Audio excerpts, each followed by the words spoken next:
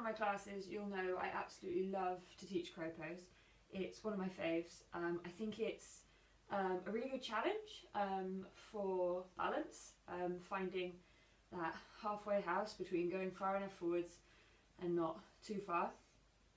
Obviously it's asking a lot strength-wise of arms and core, which as a girl you can feel like you lack in, and it feels pretty badass to be able to do strong stuff with your upper body. But also it's a massive challenge for your confidence, for being brave, etc.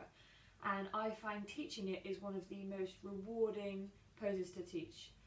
You know, extra bendy poses like splits and stuff, yeah, whatever.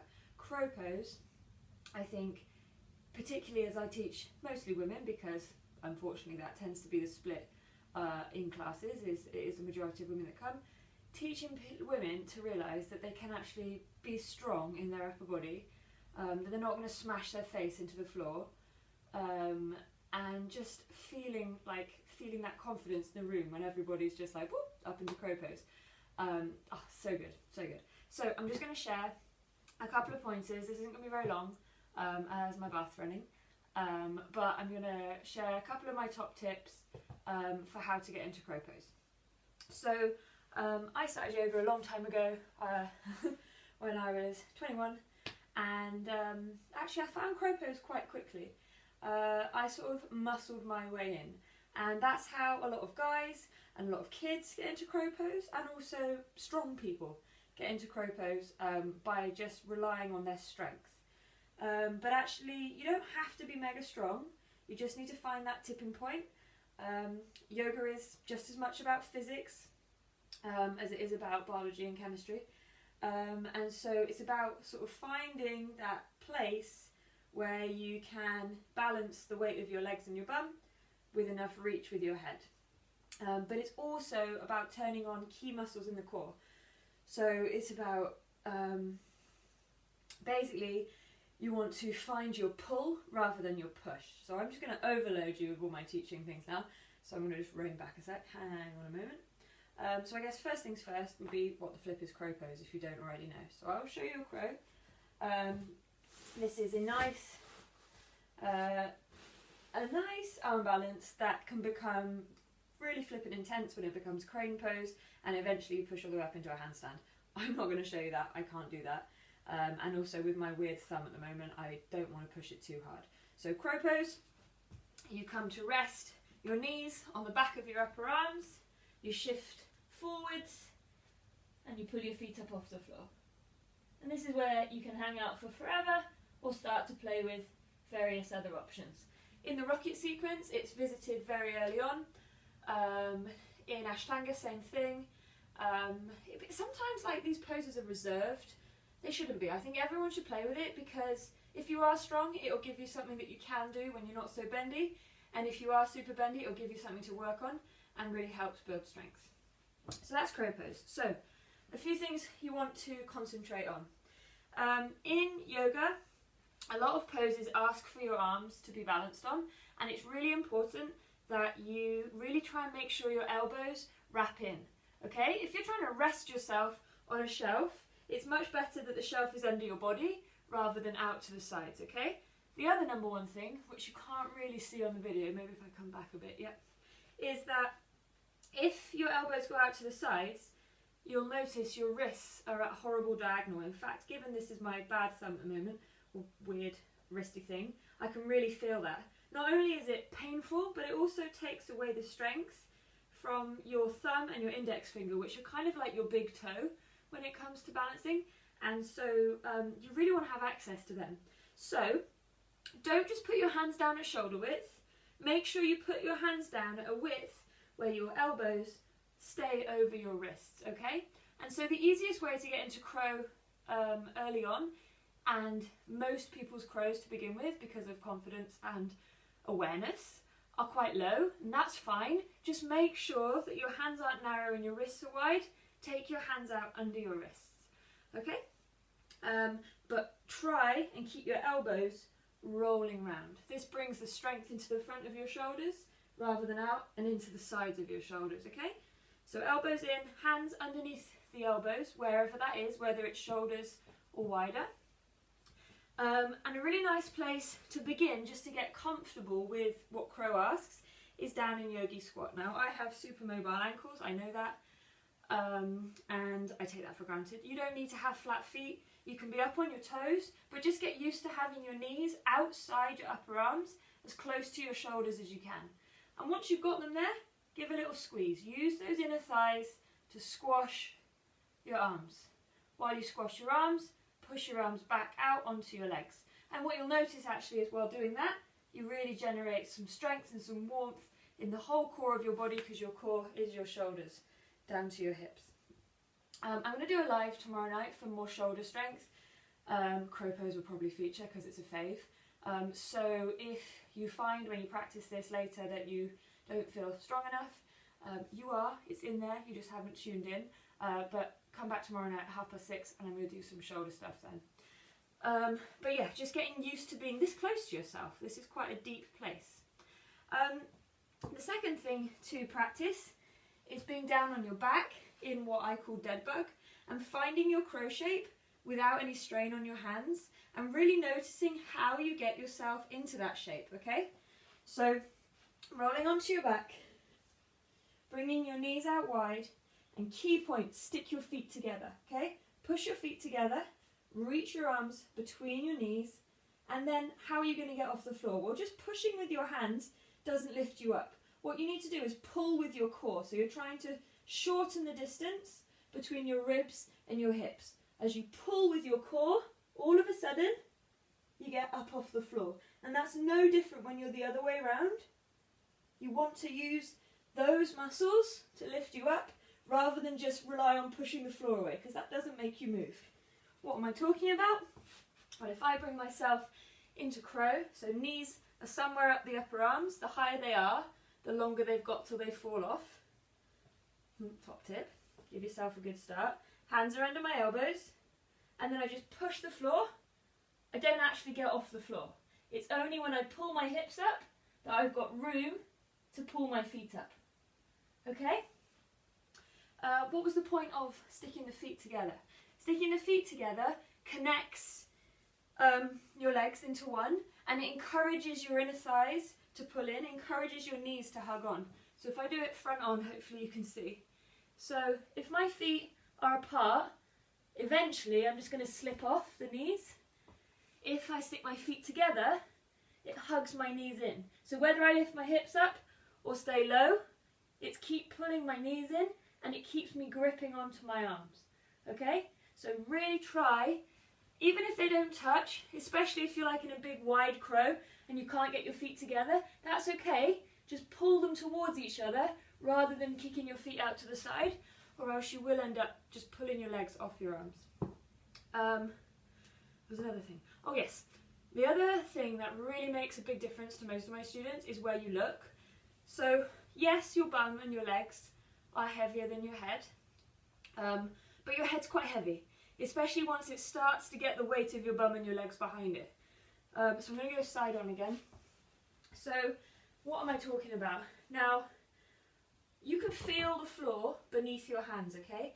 You don't need to look at it. You know it's there, you can feel it, all right? So try, if you can, to look forwards rather than down. If you look down, as soon as you get your bum high enough, you are going to land on your head. If you look forwards, it's much easier to find that balance rather than just get pulled down. If you look forwards, you can see where the floor is, and you can also come backwards with ease, bringing your feet back down, okay? So far, I'll edit the video and put in the features. So far we want to make sure that we've got wrists under elbows, wherever that is, whether it's shoulders or not. Elbows wrap in, finding that pull with the core, closing the front of the body, sticking your feet together or aiming for as best you can, and looking forwards. Okay? Last thing to think about with regards to your hands is remember that in all arm balances your hands are replacing your feet. However, for most of us, unless you're a gymnast, that's quite an alien concept, and so you have to kind of train your fingers to be like toes. For most of us, when we walk with no shoes on, or even with shoes on, depending on what they're like. Our toes grip and hold us up and stabilise. Our hands don't do that very often, so you just need to have a conscious effort to turn your fingers into toes. So just shortening the spread slightly, pulling the knuckles up so that you can really grip. And what you'll find when you do that, and this is even the same in downward dog a little bit, when you do that it takes a lot of the effort out of your wrist, but also really helps you manage any wobbles when you're up there. So all of those things plus finger toes. And then the final thing, I'm super out of breath because I just love teaching this, I get really excited and I don't want my glass to overflow. Shouldn't probably have put it on in hindsight. Anyway, the point of all of these asanas is to be in a difficult place but be able to breathe. Okay, that's the whole point of yoga really, that's the whole point of yoga asana anyway, is to challenge your body, to teach your mind patience, discipline, but also to make sure you can breathe while you're doing hard stuff, because then when you come off your mat, that's a really useful lesson. You know, the pretzels, crow pose, yes I do it in Sainsbury's, yes I do it on the street, but it's not a very functional to life pose. But the fact that I can hold my body weight up on my hands and breathe, that's really functional, because that's really hard, but I'm still breathing. So same with traffic jams, job interviews, you know, any stressful situation, if you can maintain your natural, comfortable breathing rate, or slightly elevated, that's fine, then you're going to have a much better output than if your body goes into, holy crap, this is really hard, we're going to die, and just stops breathing. Because if you train your brain to associate certain yoga postures with no breath, your brain isn't going to want to let you go there. Your brain doesn't want to have no breath, it doesn't want to die. So learning to breathe here is super important. So breathing in your dead bug, breathing on your back, reaching your arms up, pulling your ribs, breathing there, flipping over, sticking your knees onto your upper arms, breathing, breathing, breathing, and then coming all the way up, sticking your feet together and breathing.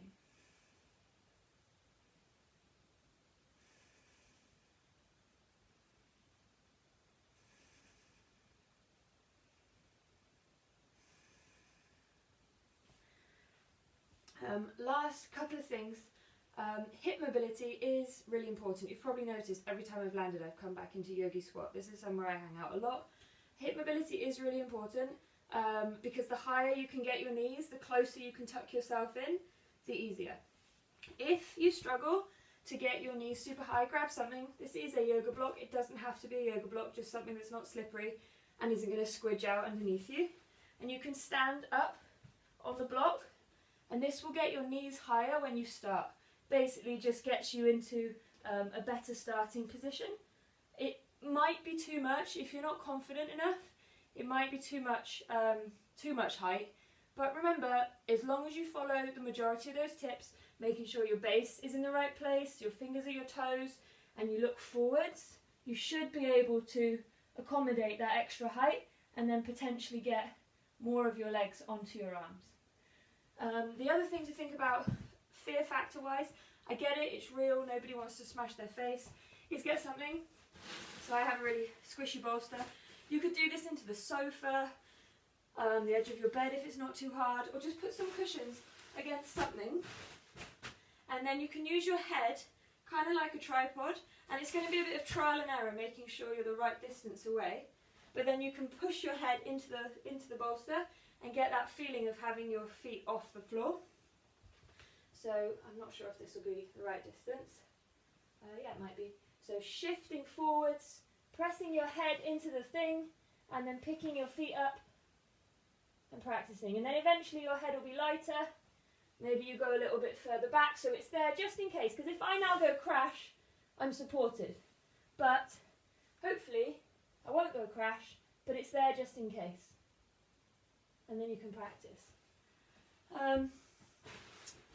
Last thing, I guess, if you're starting to come up regularly, is to think about which foot you pick up first. This has really helped a lot of my people progressing with crows, is they notice that they can bring one foot up with ease and the other one just won't come up, it just keeps touching back down. So then come back to the foot that won't come up, pick that up on purpose, leaving those toes down, and then bring your strong foot up. So say I always pick up, I think I always pick up my left. So I'm going to pick up my right foot first, because that's the weak one, and then catch it with my left. Okay? Rather than always picking up my left and being like, oh, I can't. Okay? It's all about mind games. A lot of this is in your head, not your body. Your body doesn't know how to do it, but it doesn't mind being asked. It's your head that's like, oh, there's no point, don't do this. So you've got to trick yourself. Yeah, so that's it, I think. I'm wearing Planet Warrior head to toe. They have got an amazing giveaway today for one of their black tops, which I'm not wearing because I can't find it, but it's really comfy, really lovely. Check out their post on my story or on their page. And if you want an outfit, all made of recycled plastic, then you can use Yoga with Lizzie at the checkout for 20% off. They're a British company, English company, really lovely girls, and yeah, that's happening this weekend. So thanks for joining me, and hope you got something useful from that. Thanks! Namaste.